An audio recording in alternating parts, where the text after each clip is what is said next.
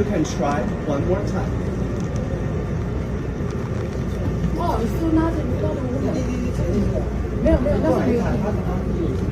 没有，其实我很气他，我说我不想要做出来，因为我要坐旁边要挂东西，他就坚持，原来他是男的啦。那你可以自己开车啊，为什么你要可以挂东西呢？我就是要坐这里啊。就是不爱坐啊，坐下，先坐。没有，我现在才知道他是很可怕的人。要比太久。